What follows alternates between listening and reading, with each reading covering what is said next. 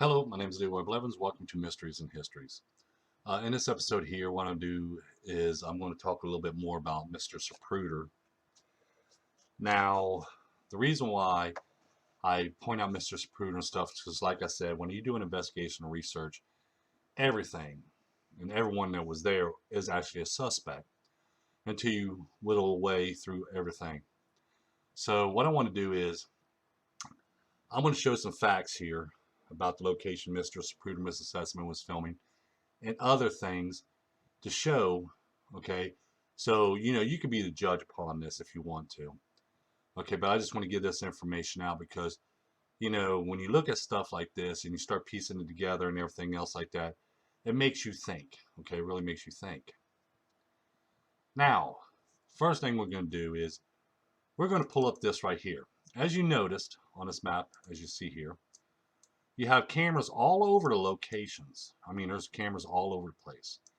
However, only one person that's filming over here. Only one. No one else. No cameras along here whatsoever. Only one camera on this side, Elm Street. Plus, if you think about it, this is the only location where one person filmed the whole assassination. Everybody else caught little pieces here and there, or still shots, or one thing or another. But Mr. Zapruder is the only one who captured the whole assassination. Now, as I pointed out even when I went to Dallas, okay, when the assassination occurred, what do we see when we watch films and images? We see people hitting the ground and everything else, getting out of the way, ducking, or just like right here, the three guys on the steps. When the steps get struck, look how they're doing. Their reaction now. When the steps was right here struck by a distraction shot, these guys start reacting. They start running up the hillside here because bullets are flying around them. However, Mr. Zapruder, Mrs. Esmond still stayed in the same location. Okay, they still watch his film. He still filmed the whole assassination, just like a sister said. Well, he said he had um, vertigo. Let's look at this for a moment. Standing here, he could still film the whole parade route. He could. He actually could, because watch. As when we was in Dallas, okay, which I'm going to turn this down a little bit here. When we was in Dallas, okay, as you see here, my son, I placed him in that section, in that location. And as you see, he could still film the whole assassination from beginning of Elm Street and stuff. Just like when you look at this, okay? Let's look at this from the beginning. See, we'll stop it here, okay? He can actually film him coming down Houston, turning right here, and then filming the whole assassination, as you see, beginning in Elm Street and everything else. But see, if he was actually filming this location, another thing too. What if you notice that if he was actually filming here and he just had regular zoom and he didn't fully zoom in all the way, he could have captured the 6th floor window, as you see right here. He would have captured the 2nd floor window right here, and the rooftop of the county records building he would have captured, which he did reflection stuff, but I'm talking about a real image where you can actually see the gunman taking their shots and everything else. Because when he's filming like this. Okay, so look how much time we have to look here and look right here and see shots occur and everything else. So this is the reason why he didn't pick this location, because he would have them buildings in his sight. We have to think about this because, like I said, he would have captured still all of Elm Street. Am I correct? As you see here. So I wanted to bring this up. Like I said, things like this makes me think about, certain things. Just like when we sit there and they talk about Mr. Zapruder having vertigo. When we look at the images, okay, Mrs. Setsman's up on the wall with him, but she's not even holding on to him at this point when they're first turned down on Elm Street. She's away from him, but she's not even holding on to him or anything else. Here, we can see it in this image here. We can also see it in this Bessner image as well. She's not even holding on to him when they first turned on Elm Street. It wasn't until after they turned on Elm Street and they got to a certain point where she starts holding on to him, but she hold on to him. When we watch the films and images, she brings up her hands, as you see right here. If you keep an eye on Mrs. Setzman, you see how she's bringing her hands up and covering up Mr. Zapruder's ears. See, we're doing it in slow motion. See how her arms are coming up and she's covering over his head like that? See, her arms are not there, but now see how her arms are coming up and extending, covering over Mr. Zapruder's ears. Not his shoulders, not his side, because she could put his hands on his side and stuff to keep him steady, or on his shoulders to keep him steady, but she's not. She's bringing her hands up, as you see right here, and she's covering over Mr. Zapruder's ears, as you see right here. See what I'm saying? So this starts making me think, wait a minute, why is she covering up his ears? But we also know shots start being fired from behind them, okay? Also want to point out this image here. If we look at a frame from the Bronson image, which I'm going to pull up right here.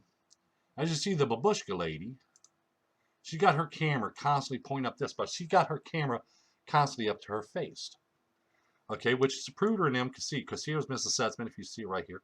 Here's Miss Setzman and Mrs. Zapruder in the shelter. They can clearly see the babushka lady right here, as you see right here, because here we got the Newmans right here.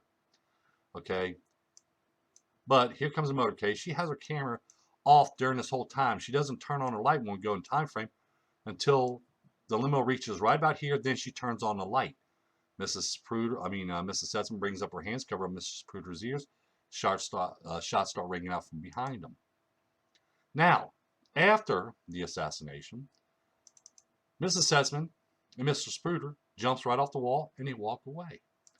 However, Mrs. Setzman, as Mr. Zapruder's just walking away casually, Mrs. Setzman starts heading back to the shelter, but then she turns around and starts walking this way. When she looked over at Mr. Zapruder, she starts walking over that way. Now, Mr. Zapruder also had bought his camera 2 weeks before JFK was assassinated. He bought it 2 weeks before JFK was assassinated, and he only bought one roll of film. So he only held his camera for 2 weeks, and he only bought one reel of film, and that was it. These are things that people's got to look out for too. Just like when you look at the pedestal that Mr. Zapruder and Mrs. Setzman will stand on, you see right here. I had a friend, as you see right here, take a couple more images for me, because when I was looking through my images, one of the sticks that I had with me was gone, and it had all these measurement stuff in, so he had to retake them for me. As you see right here, the pedestal actually is 2 foot 8 inches this way, okay, and 3 foot 10 inches this way, as you see right here. 3 foot 10 inch. Oops. 3 foot 10 inch and say a half. But anyway, 3 foot 10. Okay, that's the size of the pedestal. You got 3 foot 10 inch going this way, 2 foot 8 inch going this way.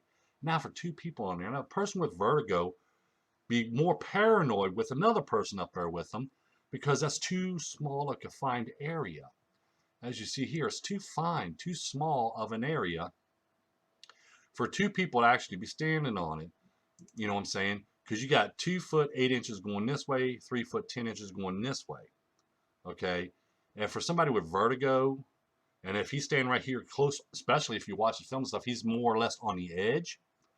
Okay, excuse me, he would be more petrified there. He'd be stuck. He couldn't hardly film because he'd be like this, shaking constantly. Especially, that's another thing too I want to point out. If you have vertigo, and I've seen people with vertigo, their hands are like this. So he couldn't just sit there and go like this. Film that camera should have been bouncing somebody with vertigo, but it's smooth. And on a couple times there was a couple jerks. That's what the shots being fired, but most of it's just smooth. Now somebody with vertigo, they'd be shaking like crazy. You know what I'm saying? So I want to bring these issues up. Just like right here when I said Mr. Zapruder coughed and then brings up his hand. Here's a clip, which I'm going to show you right here. Watch. They sounded like firecrackers, and somebody's next to us said they sounded like firecrackers, and somebody's next to us said this. They sounded like firecrackers, and somebody's next to us said this. They sounded like firecrackers, and somebody's next to us said that. So he's doing it, and plus he's done it again when he went and then brings up his hand like that. You know, he done it twice in that interview, and it's like, why is he doing that for? Okay, it's just, you know, there's a lot of things. Just like in my book, Evidence of Conspiracy, like I said, I have a lot of information in here.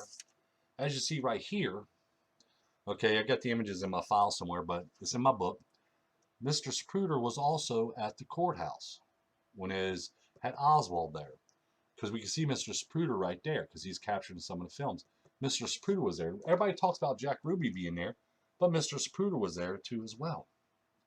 So you see, there's a lot of information, okay, that is there, and it's always been in public eye, okay? Just like when you sit here and you look at it, you have a gunman here and a gunman standing right here. Mr. Zapruder and him, now look at this. You have a gunman right here, which you see him. Okay, we have the gunman right here, which I'll shrink this here. We have a gunman right here, okay, right here. And we have a gunman on the side here, and Mr. Zapruder and Mrs. Esmond standing right here. Look how close that is. And shots were fired. Because see, this is what I try to explain to people. Shots were fired. We know this by the Orville Nix film, the Bronson film, the Mormon photo and stuff. We know 2 shots was fired from right behind Mr. Zapruder. Because even look right here, if you see this, we can see a shot. There's Mr. Zapruder, Mrs. Esmond. There's her with her hands up over his ears. Look at that shot being fired right behind him. You see what I'm saying? 2 shots were fired behind him. But Mr. Zapruder and Mrs. Esmond still standing there. Now, when Mr. Zapruder sold his film, he sold it for $150,000. He gave some money to the Tippett family. He gave Mrs. Esmond $50,000 of it. And believe you me, that's a lot of money. And then all of a sudden, he don't want to film no more. He don't want the camera no more. He gives the camera away. He sells the film, on the same day of the assassination.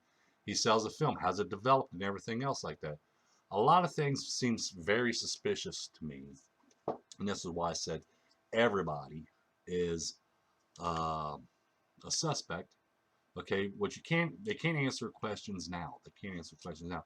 But these questions should have been asked from the word go.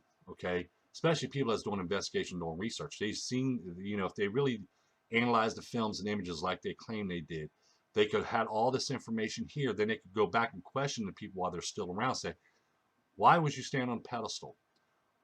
Did you know there was 2 gunmen behind you? You even said the assassins were behind you. Okay, they would have more questions that would actually have answers for, because then they can confront Mr. Zapruder and Mrs. Esmond when he was alive. But no one's bothered looking for this kind of information or coming up with these types of questions, because there's a lot of questions and everything has got to have answers to. So like I said, I wanted to make this video here and put out a little bit more information about Mr. Zapruder. Let you be the judge. I mean, for a person with vertigo, when you study the films, you study images and stuff like that, and you see reactions and stuff like that, you got to say, no, he did not have vertigo. Because there's no way a person with vertigo is going to be standing straight up on a pedestal and not have that much room. Because if you look at it, right here, if we're going to really study, we have Mr. Zapruder really covering this little section right here because he was standing on the very edge. And we have Mrs. Esmond taking up this whole back room. So basically, she was squeezing him out. All right, because we could tell this when we look at the films or images. Okay, let's look at, let's say this image here, the Betzner image. All right, let's zoom in, as you see right here, and let's go ahead and bring this back up here. Okay, we see Mr. Zapruder right in this section right here. Mrs. Esmond is right in this section right here. And plus, if you notice, it's got a little bit of a slope to it on both sides too, which another person, if it was it's not even complete flat surface, it's got a little bit of slope, because as you see right here, the lines that's in the concrete, see the line coming down here, and they got one line going this way, one line going this way. Same thing here, you got one line going this way, going this way. It's like a V shape.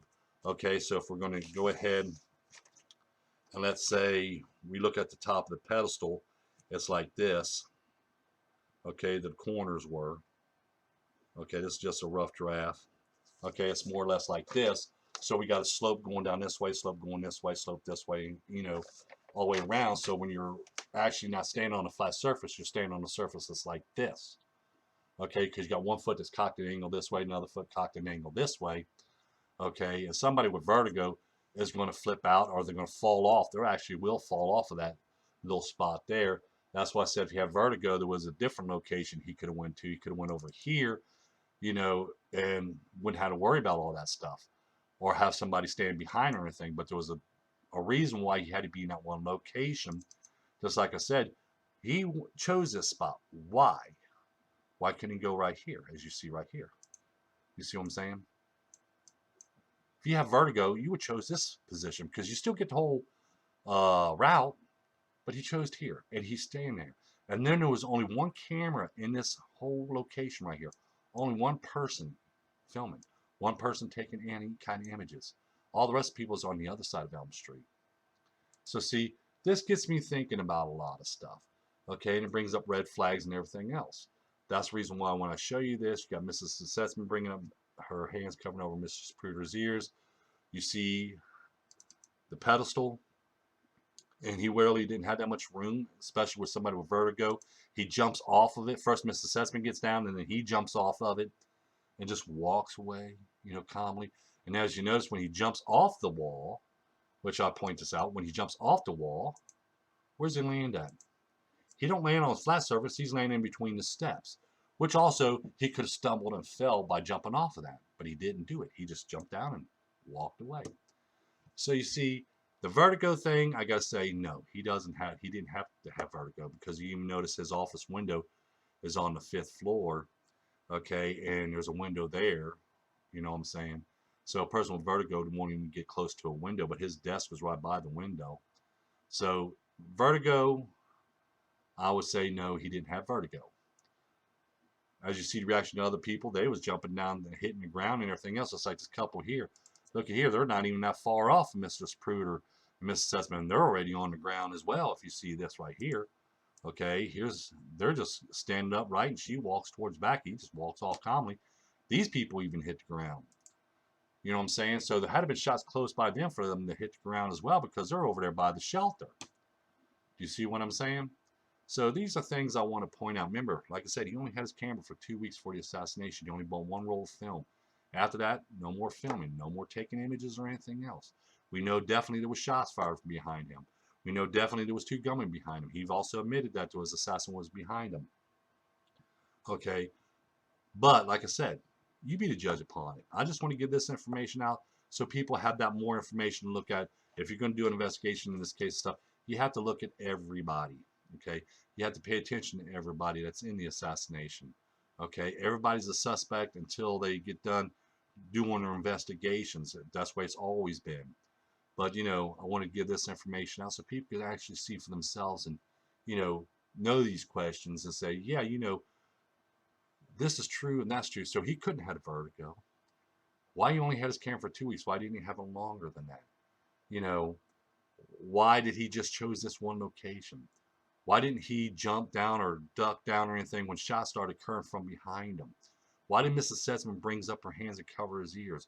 Why did Mr. Zapruder give Mrs. Sussman $50,000 of the money that he sold for his film? Why did he sell his film the same day? Why he had it developed the same day?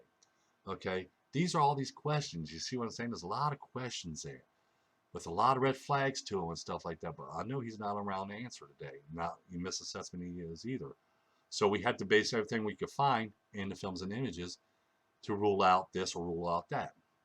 So I just want to make this video here and give out more information on Mr. Zapruder.